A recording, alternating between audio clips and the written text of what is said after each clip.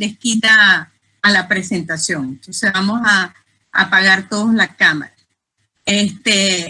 Al final de la presentación vamos a tener una sesión de los expertos que se han asignado para que comenten la presentación, y posteriormente el equipo del hospital asignado va a responder preguntas, etcétera, en relación a la presentación. Hoy tenemos al Hospital Universitario de Los Ángeles, de los Andes, que el servicio de cirugía dirigido por el doctor Carlos Marín va a hacer la presentación. Y para eso tenemos a la doctora que está con nosotros, Malvis Maldonado, residente de primer año, es la responsable de la presentación del caso.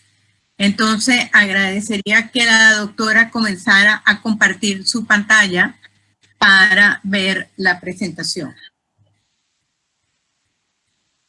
Perfecto. Muy buenos días, muchas gracias. Ya vamos a compartir la presentación.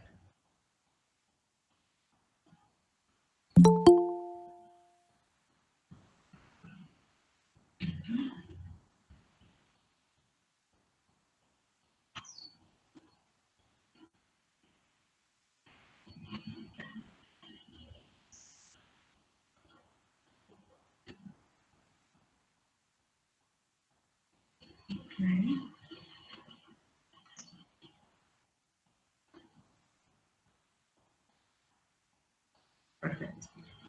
Bueno, buenos días.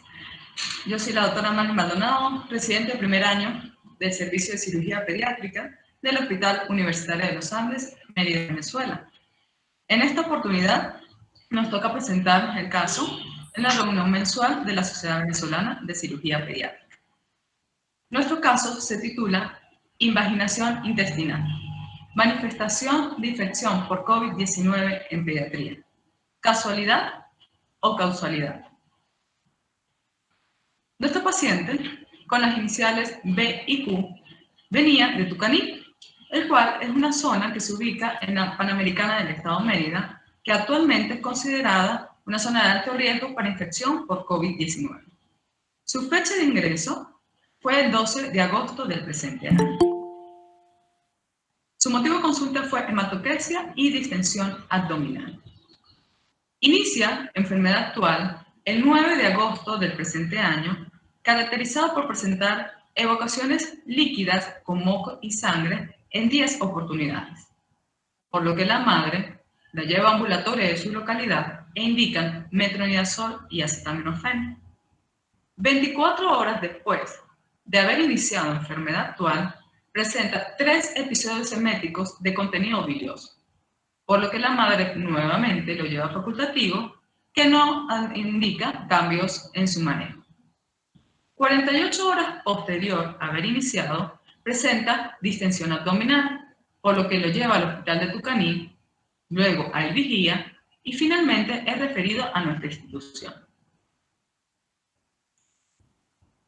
Con respecto a los antecedentes, personales y familiares niega de importancia.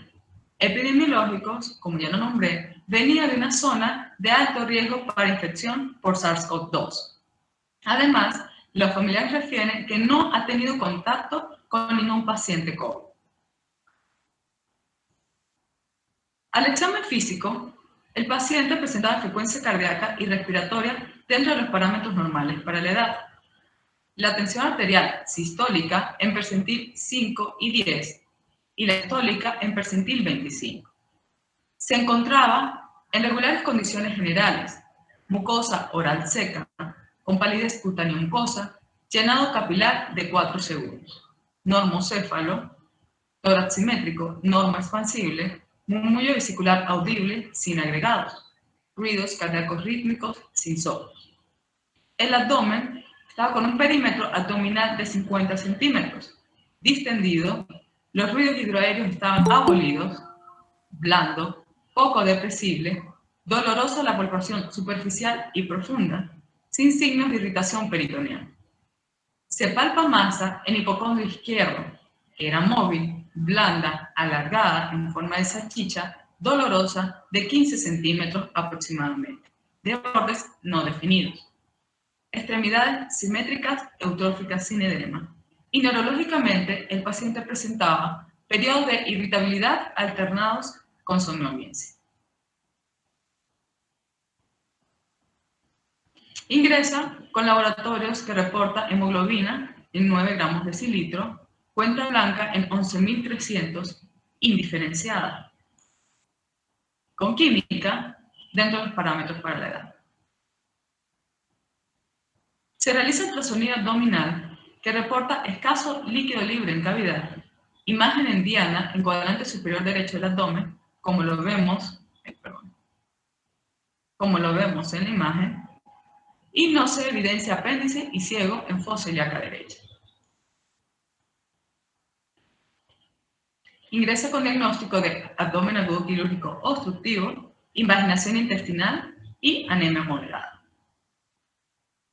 Es llevado a mesa operatoria ese mismo día, en la cual se realiza una laparotomía supraumbilical transversa derecha. Se obtuvo como hallazgo 200 cc de líquido cetrino libre en cavidad no fétido, asas delgadas, dilatadas, tensas, con abundante contenido intestinal.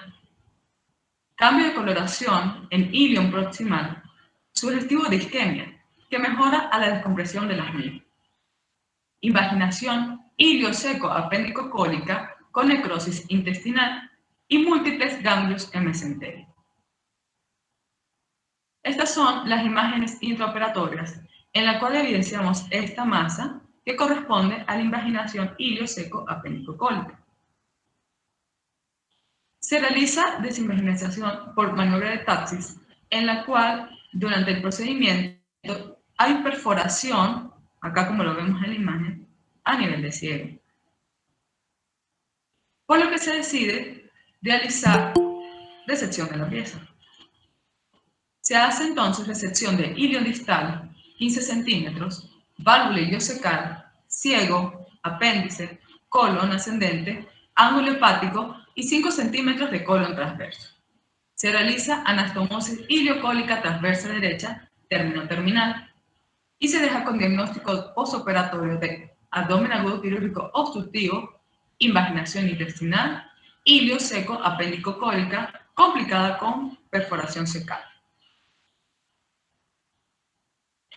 Con respecto a la evolución intrahospitalaria postoperatoria, el paciente se encontraba hemodinámicamente estable, fue trasladado a área de la unidad pediátrica de cuidados especiales, en la cual el paciente permaneció distendido por 72 horas a 5 días.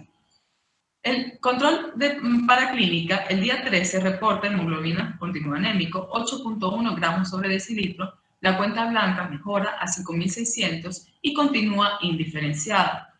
Sodio en 146 y potasio en 4 miliequivalentes por litro. Ese día, el día 14 de agosto, es decir, 2 días posterior a su ingreso, se realiza PCR, en vista de que venía de una zona altamente contagiosa o de riesgo para el SARS-CoV-2. No se realiza PCR en el momento de su ingreso debido a que no contábamos en la institución con dicha prueba, por lo que se realiza directamente PCR. Cabe resaltar que estos resultados de PCR no llegan este día, sino llegan 15 días posterior a su toma. El 15 se realiza nuevamente hematología control, en la que se nota una elevada cuenta blanca a 18.500 por milímetro cúbico a expensas de neutrófilo en 83%. Finalmente, el día 16, es decir, 4 días posterior a su ingreso, se realiza PDR, la cual da positivo para IgM para SARS-CoV-2. Por lo que ese mismo día es trasladado a área de aislamiento COVID. Recibe por 8 días ampicilina sulfatán, metronidazol y gentamicina. Persiste con distensión abdominal por 5 días hasta que el 17 de agosto presenta mejoría clínica, por lo que el 19 se inicia vía oral.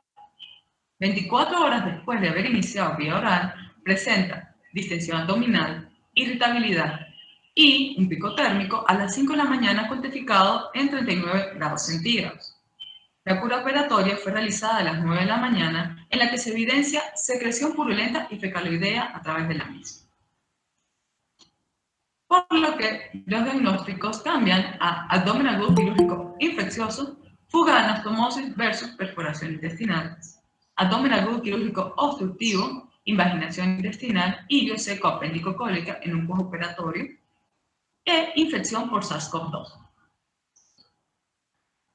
Es llevado a mesa operatoria ese mismo día, en donde se realiza una relaparotomía supraumbilical transversa derecha. Se obtuvo como hallazgo líquido libre fecaloideo en cavidad, perforación en ilio distal a 20 centímetros de la anastomosis iliocólica, fuga de anastomosis iliocólica aproximadamente 40%, y 2 perforaciones en cada antimesentérica de ángulo esplénico de colon. Se hizo entonces una rafia de perforaciones colónicas más anastomosis iliocólica término-terminal, iliostomía nasa en sitio de perforación de ilio y lavado de cavidad. Queda con diagnósticos de abdomen agudo quirúrgico infeccioso, peritonitis generalizada secundaria a perforación intestinal y fuga de anastomosis iliocólica. Abdomen agudo quirúrgico obstructivo, invaginación intestinal, ilio seco apéndico cólica en un postoperatorio tardío e infección por SARS-CoV-2. Lamentablemente, de este acto operatorio no tenemos imágenes, ya que fue realizado bajo protocolo COVID. Pero traemos esta imagen del NEPE para tratar de hacer un ejemplo, que es lo que hicimos. Acá tenemos estos en el nivel de ángulo esplénico del colon, las 2 perforaciones halladas y la anastomosis que fue realizada a 5 centímetros aproximadamente de lo que es ángulo hepático de colon transverso, ¿okay? Con ilio. Y la perforación en ilio estaba a 20 centímetros de esta anastomosis. El paciente es cambiado 2 días después de su intervención a meropenem en vancomicina y la recibe por 21 días, debido a que el paciente era de bajos recursos y eran los medicamentos que estaban disponibles en la institución.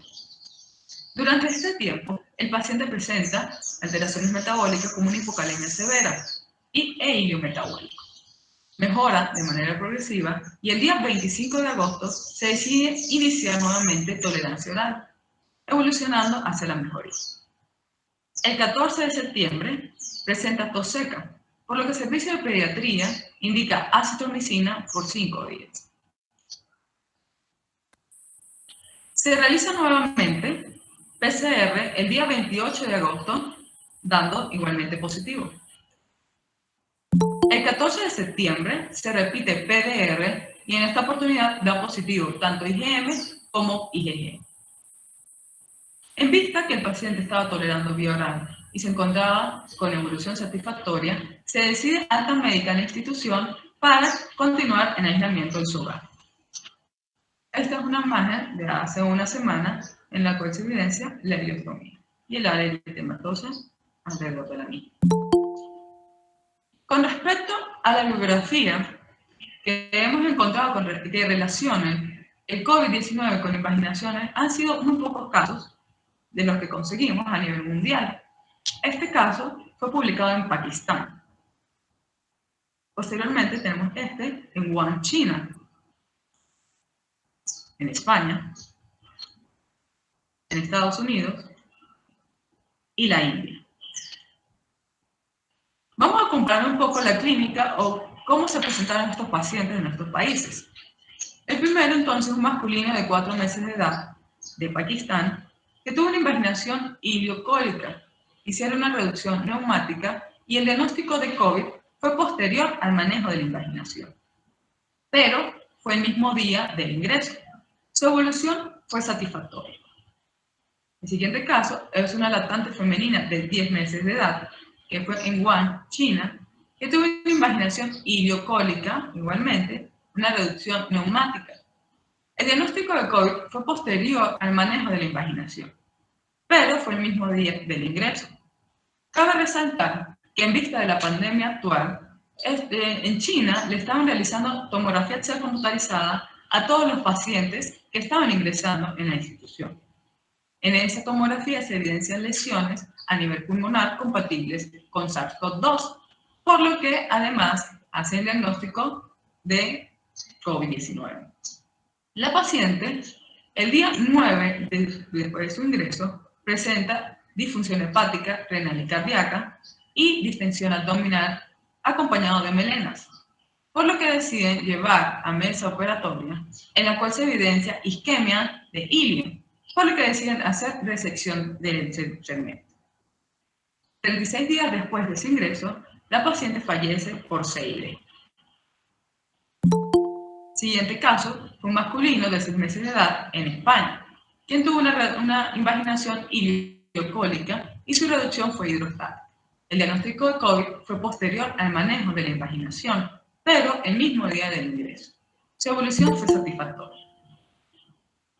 Otro caso en Estados Unidos, un masculino de 9 meses de edad con una invaginación iliocólica y la reducción fue hidrostática. El diagnóstico de COVID fue previo al manejo de la invaginación y su evolución fue satisfactoria. El último caso es un masculino de 8 meses de edad en la India que tuvo una invaginación iliocólica. La reducción fue neumática y el diagnóstico fue posterior al manejo de la misma, pero el mismo día del ingreso. Y su evolución fue adecuada. Los autores de estos diferentes artículos indican que aunque se han documentado síntomas gastrointestinales en COVID-19, realmente son raros. La invaginación intestinal puede ser parte de la clínica de infección por coronavirus. Y los niños con síntomas graves generalmente tienden a tener afecciones médicas subyacentes o comorbilidades. Ellos proponen que los niños con invaginación intestinal durante esta pandemia deben someterse a pruebas de detección de SARS-CoV-2. Hablemos un poco de la fisiopatología de la invaginación intestinal. Tenemos invaginaciones primarias, en la cual la causa es idiopática, e invaginaciones secundarias, donde sabemos la causa de la invaginación, la cabeza de la invaginación, como un divertículo de Meckel o tumoraciones. Las invaginaciones tienen dos componentes, el episuceptum y el episuscipiens. Los vasos mesentéricos de los segmentos angulados tienen congestión venosa y edema. Eso lleva a la imposibilidad de la reducción espontánea de la misma. El aumento de la presión de la pared de las asas intestinales hacen que los vasos capilares colapsen y llevan a isquemia, necrosis y perforación.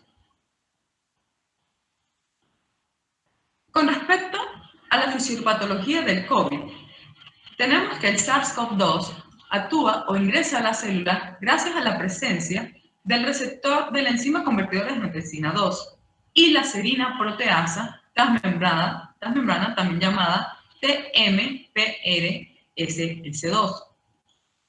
Esto permite que el virus ingrese a la célula a través de la glicoproteína de la espiga de dicho virus. Estos receptores están ubicados en pulmones, corazón, esófago, riñones, vejiga e intestino, principalmente en hígado. Cabe resaltar que acá tenemos la diferencia en la presentación clínica del COVID en pacientes pediátricos con adultos, ya que la expresión de los receptores de la enzima convertidora de angiotensina 2 en pacientes pediátricos está mucho más disminuida que con respecto al adulto, y por eso de aquí la diferencia clínica y la infección de los pacientes pediátricos con los adultos.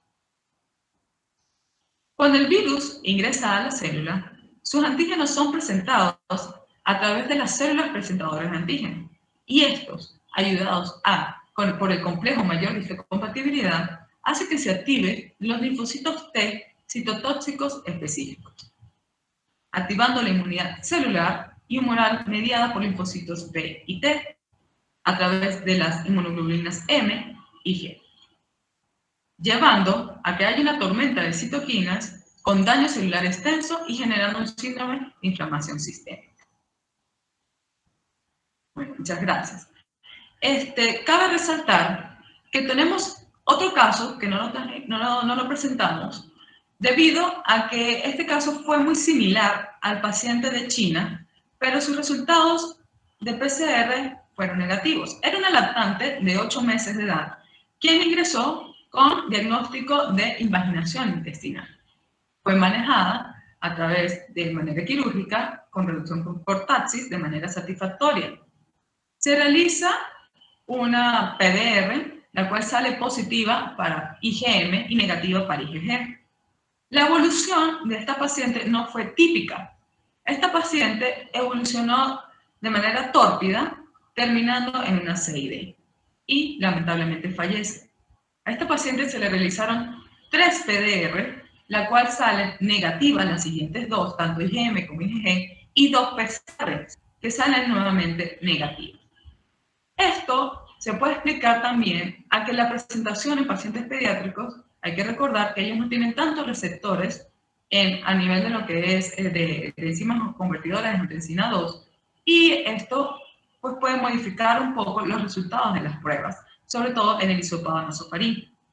No lo trajimos a esta presentación por eso, porque la PCR fue negativa, pero su clínica fue muy similar a la presente de China. Este caso, esta presentación la hacemos en honor y en memoria del doctor Jesús Leal, que hace pocos días dejó de estar con nosotros por el COVID-19, ¿okay? Y el doctor Jesús fue una persona muy importante, fue un pilar fundamental en nuestro servicio, en nuestro hospital y en la formación de muchos cirujanos pediatras. Bueno, con esto terminó la presentación. Muchas gracias. Muchas gracias por esa presentación. Excelente, debo admitir, muy bien documentada. También nos complace pues que hayan hecho homenaje a la memoria del doctor Leal. Entonces, ahora tenemos 3, no sé si todos están presentes, 3 especialistas que van a comentar el caso, la doctora Victoria Ávila de San Juan de los Morros, el doctor Miguel González y el doctor Vicente Fernández, que no sé si ha ingresado, no lo he visto. Pues entonces vamos a dar la palabra a la doctora Migdalia. Abre tu micrófono. ¿Estás por ahí? Ajá, y haznos los comentarios que ya ellos evaluaron la presentación previamente. Migdalia, es todo tuyo. Buenos días. El caso es bastante interesante. Evidenciamos que las manifestaciones clínicas eran evidentemente de una marginación intestinal y que podíamos esperar una evolución tórpida por el retardo en el diagnóstico, pero lo novedoso en este caso es la asociación con el COVID-19. Como es sabido, el sistema digestivo es uno de los sistemas blancos del virus como tal, y por eso vemos las manifestaciones clínicas que son más frecuentes en la edad pediátrica. Revisando las últimas publicaciones acerca del COVID, me encontré el consenso venezolano sobre las manifestaciones sistémicas del COVID-19 publicado en los archivos venezolanos de puericultura y pediatría de este mismo año, en donde encontré varios hechos resaltantes que pueden justificar la asociación de invaginación intestinal y el COVID, para mi punto de vista, pues. Primero, encontré que, o ya es evidente, que hay una mayor expresión de los receptores SA2 en el ilion y en el colon, más que en el pulmón, demostrado esto por biopsias y autopsias, y además la presencia del ARN viral en las heces de pacientes contaminados. Esto sugiere una replicación activa del virus en el tracto gastrointestinal, lo que podría explicar las manifestaciones clínicas. Lo otro es que sabemos que el virus se inactiva en pH menores de 3, pero los lactantes tienen una menor acidez gástrica. Esto podría explicar la contaminación por el virus. El otro aspecto es la microbiota intestinal, en donde cuando se produce la disbiosis, se va a afectar la integridad de la barrera epitelial. Esto conlleva una mayor permeabilidad de la membrana con la translocación de microorganismos que pueden ser virus y bacterias desde el pulmón hasta el lumen intestinal. Esto puede ser por vía linfática y sistémica, lo cual justificaría los hallazgos operatorios de la adenitis mesentérica y la hipertrofia de las placas de Pelle, que serían la causa de la invaginación intestinal. Por lo cual yo me inclinaría a que la invaginación en este caso es una causalidad del COVID-19. O sea que se puede justificar que el COVID-19 es el factor determinante de la invaginación intestinal.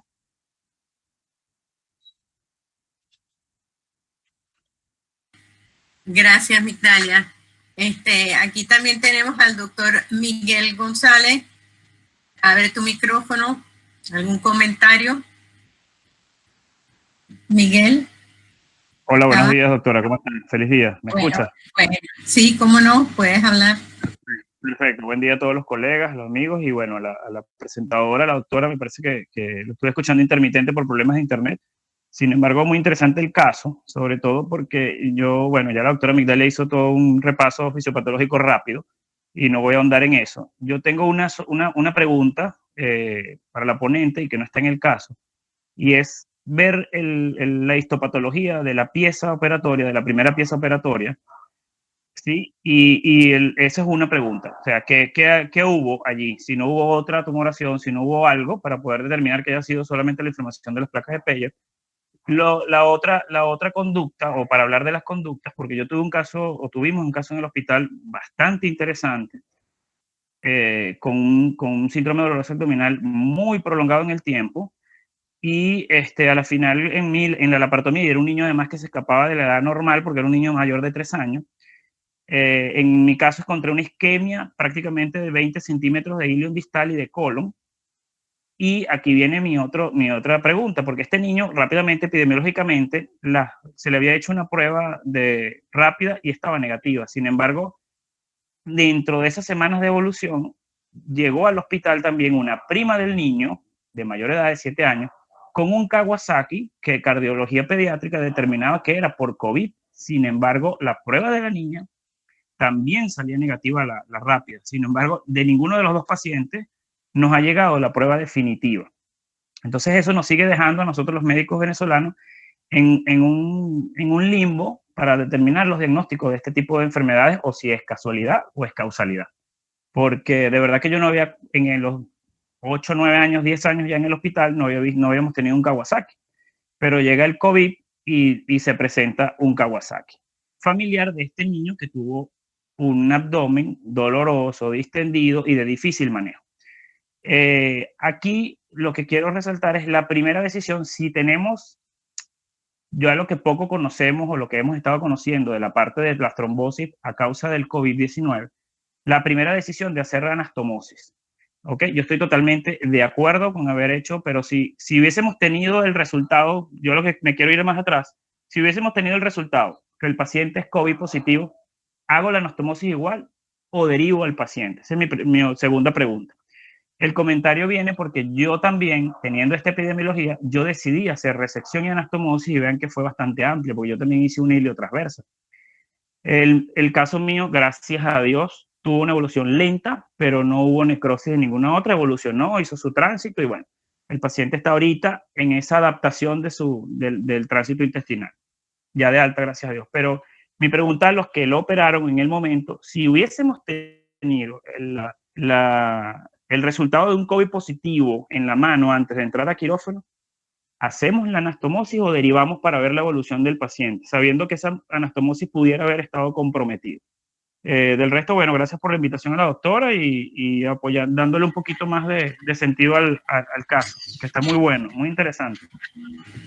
Gracias, Miguel.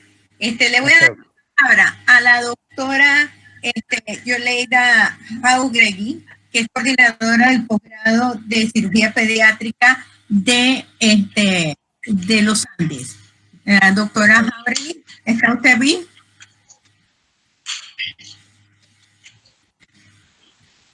No. Ella sí. Y la doctora Geraldine González. Bueno, ¿puedo ir contestando las preguntas del doctor? Sí, cómo no, doctora Maldonado, conteste usted entonces. Ok, con respecto a la primera pregunta, que era con respecto a la parte histopatológica, el estudio anatomopatológico de la pieza resecada, lamentablemente no se pudo realizar porque el paciente, actualmente la institución no cuenta con anatomía patológica y el paciente era de bajos recursos. ¿Okay? Pero se evidenciaban las lesiones a nivel macroscópico, no vimos ninguna otra causa posible de la invaginación intestinal, aparte de una probable parte inflamatoria del sistema inmunológico de las placas de Peyerl.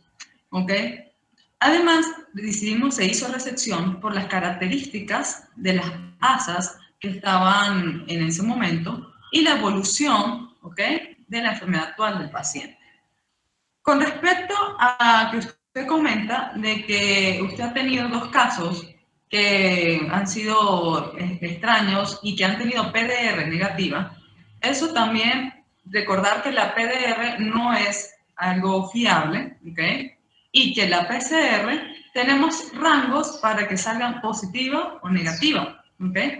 En los niños, como bien lo nombró la doctora Mitalia, tenemos baja expresión de las enzimas, de los receptores de la enzima convertidora de angiotensina 2, sobre todo a nivel de tracto respiratorio. Entonces, si hacemos las PCRs a través de lo que es el hisopado, ¿okay?, nasofaringeo, pues fácilmente puede salir negativa por la misma. ¿Okay? Así que no es algo confiable, y más en pacientes pediátricos. Finalmente, usted pregunta de que si hubiésemos sabido con respecto a derivar al paciente en el primer acto quirúrgico, que el paciente era COVID-19 positivo, hubiésemos decidido derivar al paciente, ya que como usted muy bien lo nombró, los efectos en las alteraciones de la coagulación, la trombosis, pues afectan notablemente una anastomosis, que eso fue lo que nos pasó en este caso, ¿okay?, que fue una complicación postoperatoria con fuga de anastomosis y eso aunado a perforaciones. ¿Okay? Entonces, sí, efectivamente, creo que en el momento del acto quirúrgico, si hubiésemos sabido los resultados, el paciente era un SARS-CoV-2, hubiésemos derivado en ese momento.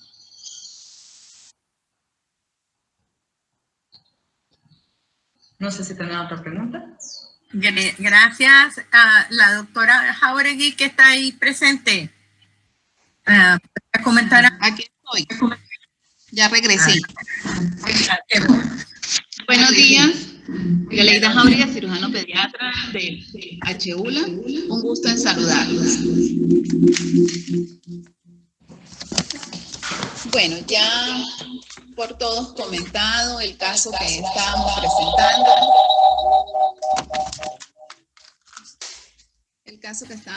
Por favor, cierre todo el mundo su pantalla, su cámara.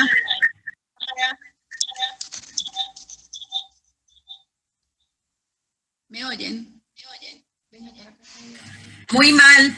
Intenta otra.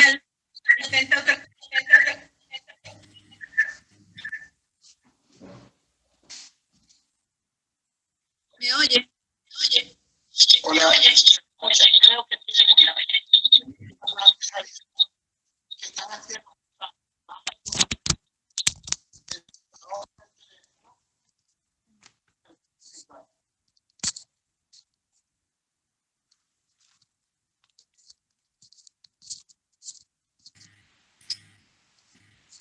¿Y ahora? Ahora sí. ¿Me oyen? todavía hay el feedback.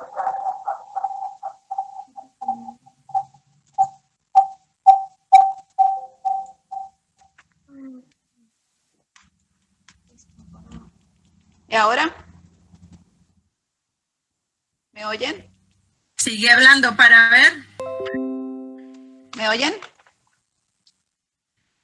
¿Sí? Ok, bueno. Ya el caso ya fue presentado, pues teníamos un lactante pues con una clínica clara de invaginación intestinal, con horas de evolución pues que no planteábamos hacer en ningún momento una reducción hidrostática ni nada, sino nos vamos directamente a quirófano a evaluar, a operar el paciente. Nos encontramos, bueno, ya los hallazgos comentados, ya a mí me llamó personalmente mucho la atención la presencia de esas asas tan dilatadas, tan tensas que tenía la paciente con muchísimo líquido en su interior y unas áreas de isquemia a nivel del ilion proximal en un área que por supuesto pues no se encontraba dentro de la invaginación.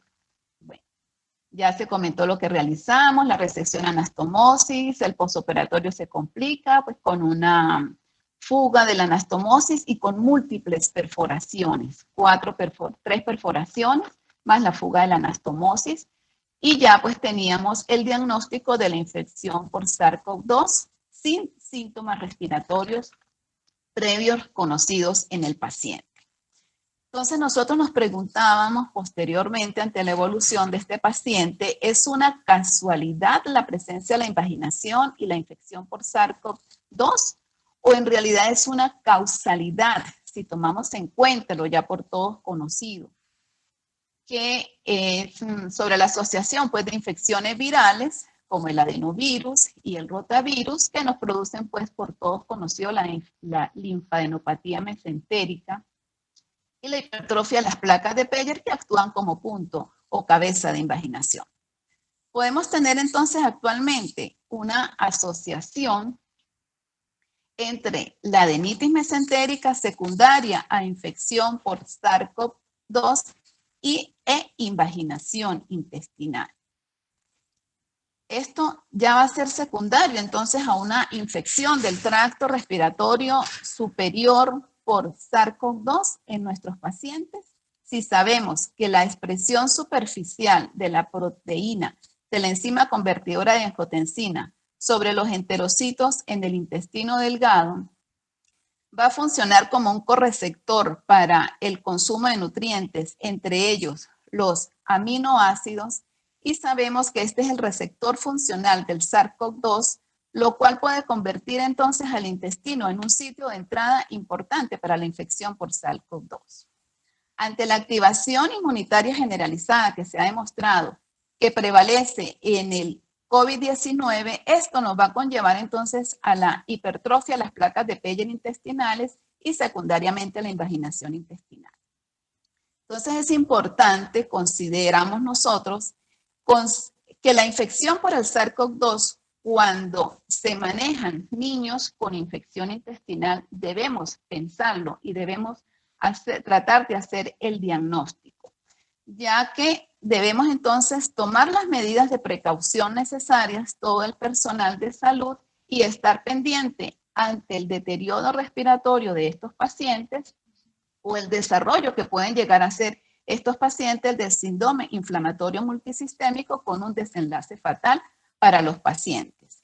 Así también es importante prever que pacientes con COVID-19 y dolor abdominal es importante que planteemos o que los pediatras tratantes planteen la posibilidad de la presencia de una invaginación intestinal. Y bueno, la doctora Malvi ya contestó las preguntas que hizo el doctor Luis, y si en realidad, pues, si hubiésemos sabido que la paciente tenía el diagnóstico de COVID-19, pues, si hubiésemos hecho la derivación ante, pues, la fisiopatología que presenta y la prevalencia de los trombos, y que todo esto, pues, nos va a conllevar a que los bordes de la anastomosis, pues, no estén suficientemente irrigados y nos prevalecerían, pues, más las fugas anastomóticas. Muchas gracias.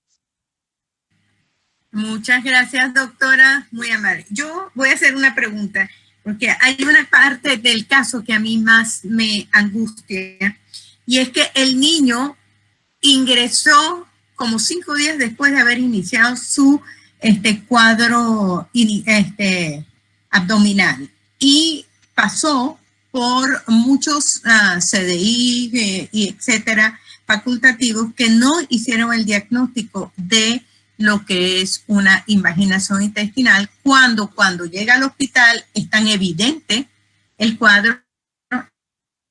La palpación abdominal ayuda mucho a hacer el diagnóstico. Entonces, pienso que si este niño hubiera sido tratado inicialmente adecuadamente, o sea, que si se hubiera hecho el diagnóstico o un diagnóstico presuntivo de que tenía un cuadro abdominal y referido a el hospital correspondiente donde le podían solucionar su problema, su desenlace en terminar en una ileotomía posiblemente se pueda haber evitado.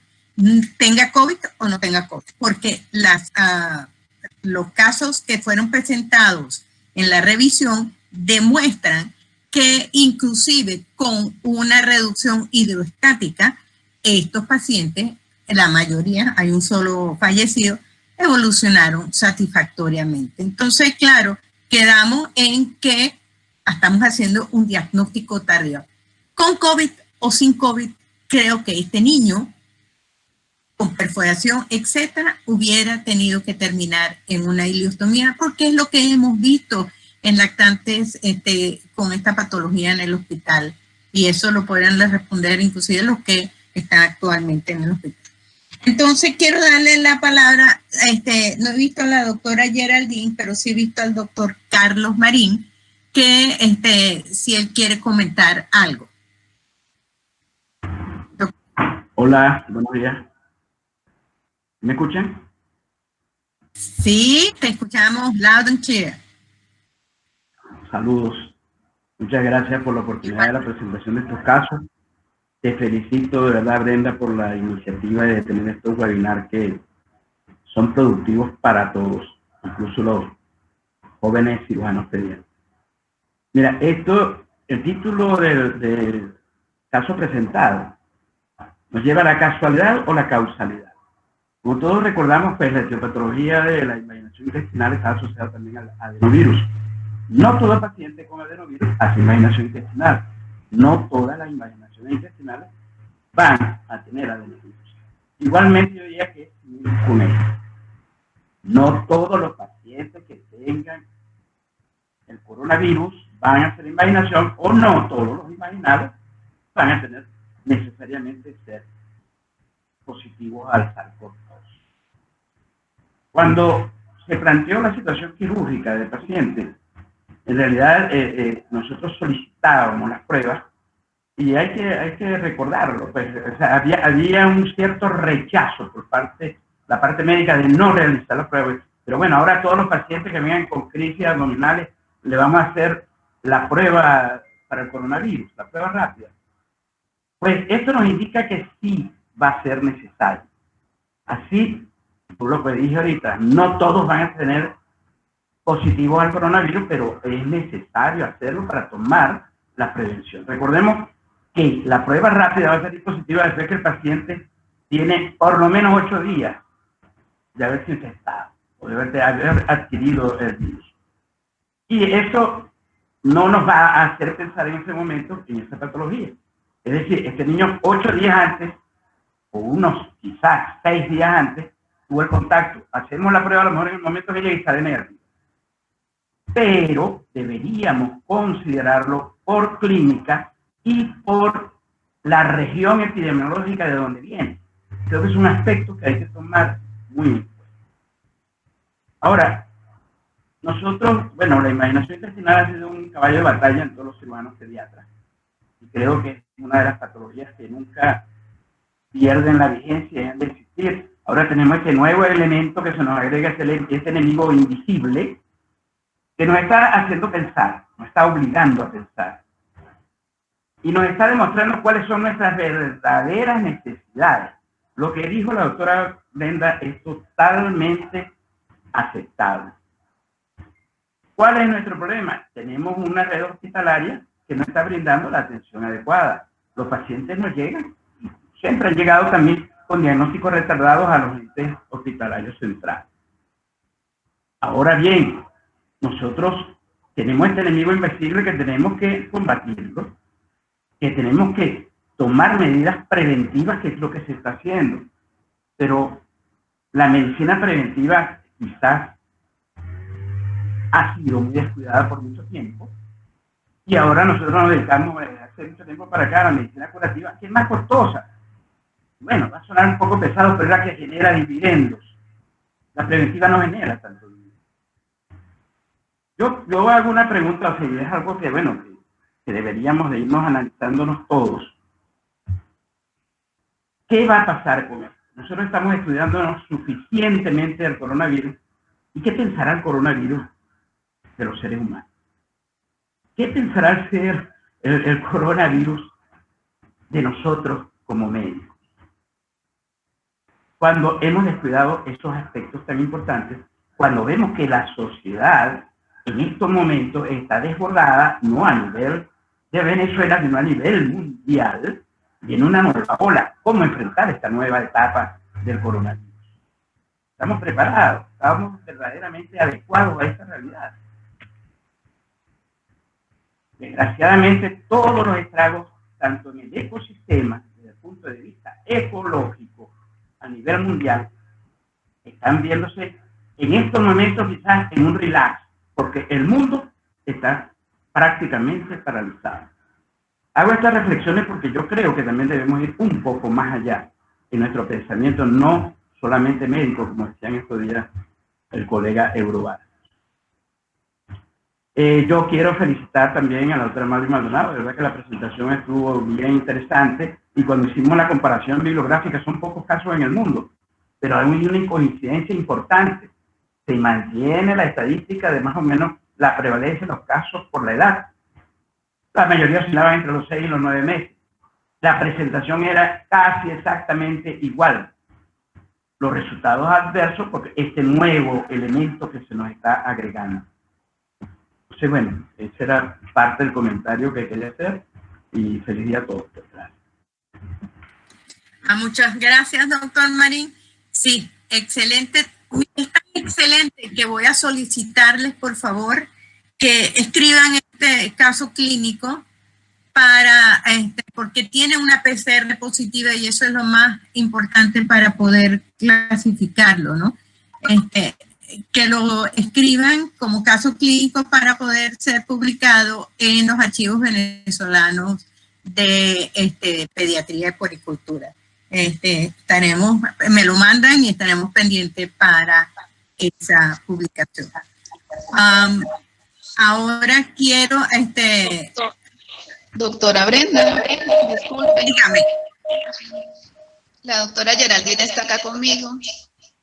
¿Y no quiere intervenir? ¿Cómo no? Hola. Buenos días. Buenos Adelante. días, Geraldine González. Quería acotar un punto, además de esto, y es que dado que no estamos preparados, consideramos, para atender oportunamente con exámenes previos que diagnostiquen a tiempo la patología antes de la intervención quirúrgica, considero que las patologías que presenten dolor abdominal de forma aguda, grave, deben tener las pruebas debido a que, o las pruebas previas, por lo menos habérsele realizado su PCR, para que podamos aplicar un tratamiento retroviral de ser necesario debido a la evolución tórpida que tienen estos pacientes. Tomándose en cuenta que, por ejemplo, en nuestro caso, el paciente no tuvo presentación respiratoria y, sin embargo, sigue siendo ese uno de los criterios para iniciar el tratamiento retroviral en los pacientes que presenten infección por SARS-CoV-2. Entonces, tomándose en cuenta que la gravedad de la patología pueda requerir también el tratamiento retroviral oportuno, debemos notificar estos casos cuando se presenten y los tengamos comprobados, para hacer un consenso en el que podamos evaluar la posibilidad de aplicar el tratamiento sin tener patología respiratoria o clínica respiratoria. Quería comentar eso para que entrara en discusión. Gracias, doctora Brenda. Sí, estoy total de acuerdo con ustedes. No es solamente niños que se presenta la parte intestinal como afectación sin problemas respiratorios, también se ven en adultos, se ven en pacientes con apendicitis que han requerido resección intestinal por solo una apendicitis porque hay una afectación de todo el segmento con necrosis, etc. O sea que es algo relacionado con el virus, estamos seguros. Una de las cosas que yo quisiera decir es que todos los que estamos aquí, el paciente que requiera de una intervención quirúrgica, yo creo que debe recibir o tener una, lo ideal sería un PCR previo a cualquier intervención. En todos los otros países eso se está exigiendo. O sea, usted va a hacerse una electiva y usted tiene que tener una PCR unas 72 horas previa a la intervención. En una emergencia también, con mucho más razón. Y aparte de eso, los cuidados que debe tomarse personales del equipo de salud y del quirófano, etcétera, deben extremarse y cumplirse con aquellos criterios que estamos todavía tratando de hicimos una telemedicina en relación a la parte de cirugía pediátrica y cómo comportarse ante los diferentes escenarios del paciente. Y entonces queremos hacer una guía para que todos lo tengan y se cumpla. Estamos haciendo lo más pronto posible. Entonces, pero sale en muchos sitios, ustedes tienen que cuidarse porque una alta incidencia de fatalidad que hemos tenido en el gremio médico es debido a que no han tomado las precauciones. No es solamente ponerse el tapaboca, es cómo te lo pones, cómo te tocas, con una serie de cosas que tienes que tomar en consideración y cuidarte, pensar en ti en todos estos momentos para poder disminuir este riesgo que hemos tenido. Quiero abrir los micrófonos a todo el mundo. Hay alguien, aquí hay una pregunta que hicieron, que dice Ángel Marín, ¿qué prueba considera de elección costo-beneficio para detectar el SARS-CoV-2 en estos pacientes? El doctor Marín, ¿podría contestar, por favor? No escuché bien la pregunta, perdón. ¿Qué prueba consideran de elección costo-beneficio para detección del SARS-CoV-2 en estos pacientes? Bueno, acá en estos momentos está realizándose la PCR. Primero la PCR, la prueba rápida, que no es tan específica, y después la PCR. ¿Cuál era el problema que teníamos? Que el resultado de la PCR demora 14 días. Bueno, ahora llegó un equipo nuevo acá a la región, al estado, donde aparentemente se van a hacer mayor cantidad de pruebas en plasma y el resultado van a ser más breves. Ahora bien, yo insisto con lo que había mencionado anteriormente. Si el paciente contrae el coronavirus, su manifestación desde el punto de vista de invaginación intestinal va a ser más adelante, mientras pasa todo el periodo de inflamación, toda la cascada que ya se dijo, se explicó muy claramente. Y en esos momentos, todavía a los 7 días, 6 días, puede salirnos negativa la prueba rápida. O sea que no va a ser fidedigna. No debemos confiarnos absolutamente solo por la prueba de laboratorio, sino tomar los aspectos tanto epidemiológicos como clínicos. De hecho, el último caso que comentaba Malvi, que la sugerencia fue que hiciera este comentario, porque es un paciente que clínica y epidemiológicamente era un paciente portador del SARS-CoV-2. Entonces, el paciente fallece. Claro, tenía todas las pruebas negativas, una sola prueba rápida positiva que no se consideró, o sea, no se le dio la validez necesaria, pero la evolución clínica del paciente fue tal cual al caso que presentaron, que falleció en Wuhan.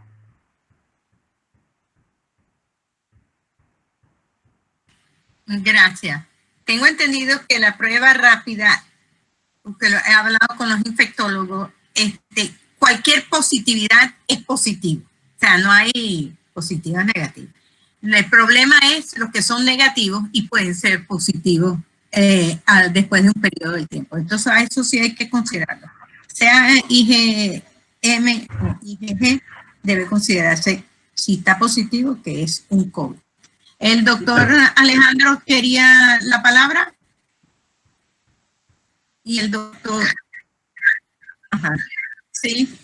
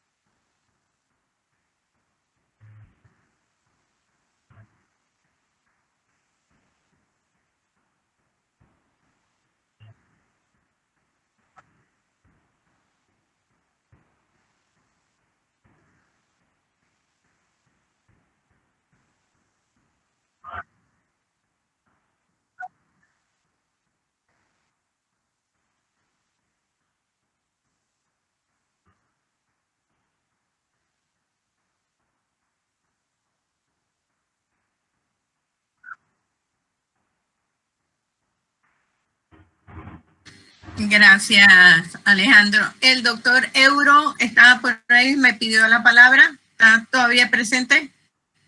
Aquí estoy presente. Hola. Bueno, hable usted. Buenos días, ¿cómo están? Un saludo para todos. Bueno, yo tengo dos comentarios específicamente, ¿no? Este tema me despertó mucha curiosidad porque de verdad que es interesante saber que no todo está previsto que pueda ocurrir con esta infección del coronavirus. Como dice Carlos Marín, es una de las enfermedades que mayores expectativas causa hoy en día, porque cada día se conocen más las consecuencias de esta enfermedad.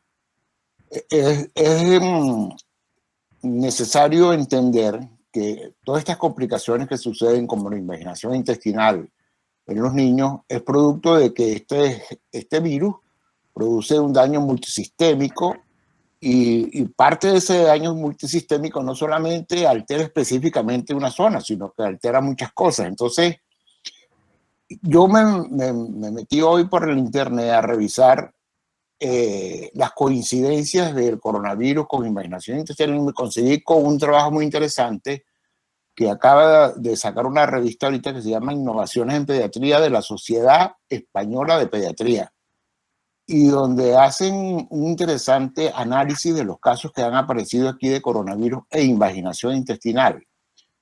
Y no solamente es la inflamación de las placas de Peyer la que pudiera inducir la invaginación intestinal, sino puede ser también el producto de una vasculitis, o también se ha conseguido lesiones muy parecidas a las que se consiguen en los casos de gastroenteritis eosinofílica, o sea, una invasión eosinofílica del intestino que puede producir un cuadro pues, de irritación en esa zona de la válvula ileocecal y producir la invaginación intestinal.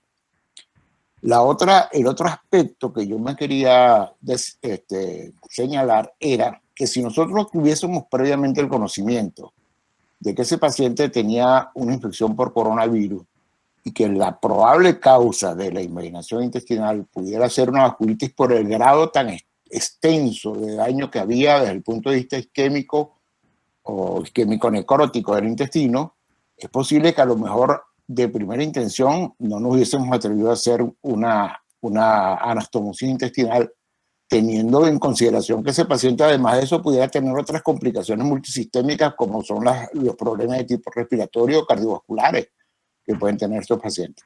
Entonces una solución inmediata en este caso podría ser o una derivación, o también se me ocurre a mí que se puede hacer como algunas veces uno hace en los recién nacidos cuando se consigue con una enterocolitis necrotizante que está muy comprometido el intestino. Uno no hace una resección intestinal de inmediato, sino que la puede hacer en dos tiempos. O sea, uno exterioriza la parte que está lesionada, cierra la pared abdominal únicamente el peritoneo, no cierra la pared abdominal total, y en un segundo tiempo, después que uno revisa 24 o 48 horas el abdomen, puede hacer una solución definitiva sin necesidad de tener que hacer grandes resecciones intestinales. Eso se me ocurre a mí que se pudiera hacer en estos casos también, porque, o sea, hay que ver el tiempo que uno invierte en tener que hacer resección intestinal y anastomosis intestinal en un paciente que está pues, con un problema de complicación, a veces multisistémico, como ocurre con el paciente que tiene el COVID.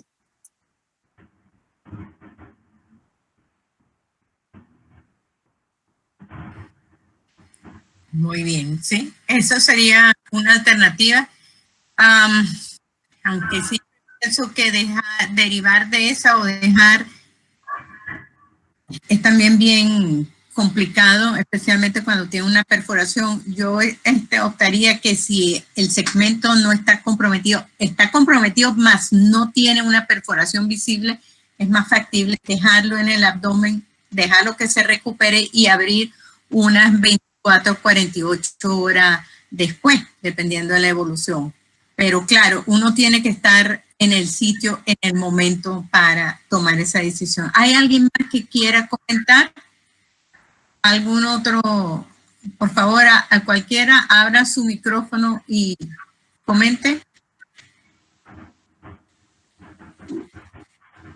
¿Quién es ese? ¿No?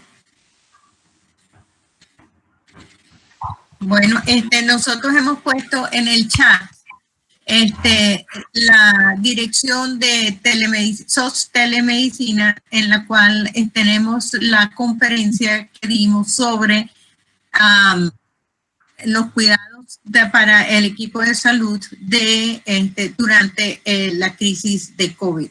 Y nos gustaría que todo el mundo lo viera y para que tomen nota de las diferentes que hay que tomar en consideración.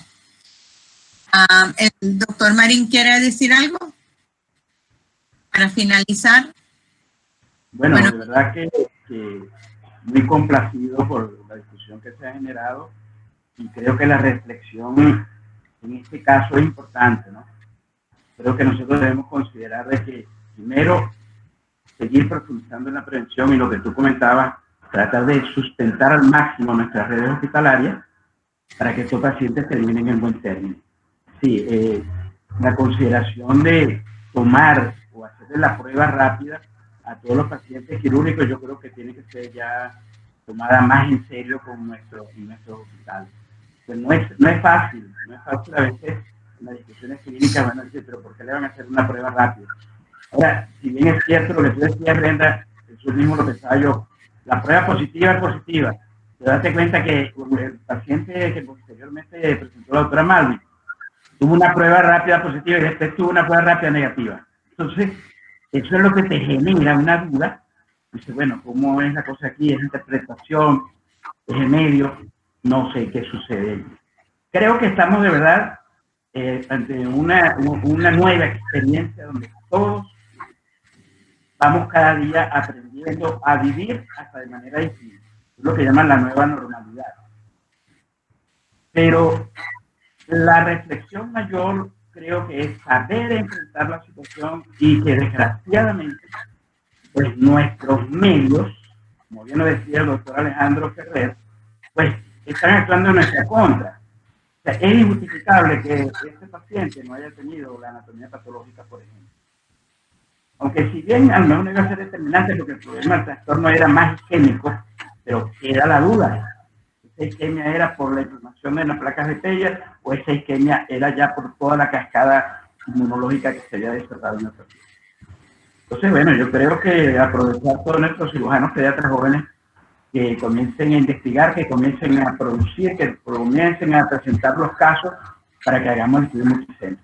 Estos días conversaba contigo con respecto a las invaginaciones postquirúrgicas y te comentaba que teníamos un caso. Tenemos un caso de una hernia traumática que yo creo que vale la pena tratar de sumar. Todos, seguramente muchas personas van a tener casos también. Igual algo que revisaba por allí de las invaginaciones retrógradas. Bueno, que es algo que se ha estudiado desde hace muchos años, son muy poco presentados en los casos, pero que bueno, que vaya teniendo toda esa experiencia, la vaya presentando para que nos vayamos nutriendo y vamos aumentando nuestra casuística de piso a nivel nacional. Muchas gracias y feliz día para todos. Bueno, muchas gracias. Euro, abre el micrófono. Ajá. Mira, quería hacer un comentario adicional en lo que averigüé hoy precisamente, que me conseguí con otro artículo interesante. Aquí en España, durante el año 2007 al 2017, hubo la vacunación con el rotavirus, para el rotavirus, con una vacuna que se llama Rotatec-Q. Esa vacuna, hay trabajos donde 7 días después de haber colocado la vacuna, habían niños que se complicaban con un cuadro de abdomen agudo ocasionado por invaginación intestinal. E inclusive cuando se repetía en una segunda dosis, esos pacientes que habían sido tratados o bien por vía de reducción no hidrostática, sino aerostática, porque aquí no se utiliza ya desde hace mucho tiempo la reducción ni hidrostática ni por enema, sino se utiliza con aire, o sea, se hace una reducción. Y claro, también tomando precauciones pues de que no se puede hacer en pacientes que tengan más de 12 horas de evolución por el riesgo pues de la perforación intestinal. Pero a esos pacientes que se lograba hacer la reducción, cuando se les colocaba luego después una segunda dosis de la vacuna para el rotavirus, volvían a hacer la invaginación intestinal. Entonces, bueno, hay que tomar en cuenta que nosotros estamos ahorita con unas exigencias muy grandes con esta enfermedad. Y no vamos a tener estos casos así como este caso que es aislado, a lo mejor van a ser más frecuentes. Por eso que yo creo que nosotros tenemos que advertir a los pediatras y sobre todo a los médicos de atención primaria que todos estos pacientes realmente tienen que ser evaluados, porque es que aquí en España tenemos muchos problemas ahorita, porque aquí con esta cuestión de la pandemia, todas las consultas se hacen ahora es por vía telefónica. Entonces, muchos de estos diagnósticos se pasan por alto. Y es una de las grandes quejas que tiene ahorita el sistema de salud ahorita aquí en España, de que casi por las precauciones de evitar el contagio al personal de salud, entonces la mayoría de las consultas, tanto en adultos como en pediatría, se hacen por vía telefónica. ¿Y cómo haces tú un diagnóstico por vía telefónica de una posible imaginación intestinal? Entonces, se están pasando por alto muchos diagnósticos. Otra cosa que están haciendo también advertencia aquí los gastroenterólogos pediatras es que la enfermedad celíaca es difícil de diagnosticarla por una consulta telefónica. Y entonces se pasa por alto a veces complicaciones de la enfermedad celíaca que no han sido diagnosticadas previamente. Y muchos pacientes hacen invaginaciones intestinales debido a la enfermedad celíaca, que aquí en España es muy alta la incidencia de enfermedades celíacas y de fibrosis quística pulmonar. Entonces, o sea, tenemos estos inconvenientes en estos países que son con unos sistemas de salud que se supone que son mucho más avanzados que los nuestros. Ahora, ¿cuánto no podremos tener nosotros de problemas en un sistema de salud tan colapsado como el nuestro, sobre todo en la atención primaria? Eso pues es una de las observaciones que les quería hacer. Gracias. Gracias, Ebro. En relación a la vacuna del rotavirus, si eso fue un problema que tuvimos inicialmente y eso fue reportado y se hizo modificación de la vacuna, por lo cual actualmente no estamos viendo esa complicación. ¿Qué le hicieron a la vacuna? ¿Qué le hicieron al virus atenuado? ¿Lo cambiaron? ¿Le quitaron? Pero sí fue una complicación inicial, pero ya, gracias a Dios, no estamos viendo eso. Pero lo estamos, parece que viendo con el coronavirus. En relación a las consultas telefónicas, que las tenemos aquí en Venezuela también, y uno oye muchos, por ejemplo, la misma medicina tiene algunas de los áreas tienen también sitios donde uno, la universidad, las gobernaciones, etcétera. Eso funciona relativamente bien dependiendo de quién tienes tú en el otro lado del teléfono y si es una persona que está realmente bien entrenada en lo que está. Lo malo es que todos están buscando COVID y en el hecho de que están buscando COVID están no diagnosticando otras patologías. Y entonces eso lo complica, como tú has dicho, que cuando es una cuestión abdominal, no estamos en los Estados Unidos, donde puedes tener en tu teléfono una aplicación que es un ecosonograma o es que se lo puedes pasar por el tórax, por el abdomen para hacer el diagnóstico. Todavía no hemos llegado a eso. Ellos sí, nosotros no, nos costará mucho. Entonces yo creo que del paciente sigue siendo muy importante en nuestro país. ¿Alguien más quiere hablar? No veo. Alejandro. Alejandro.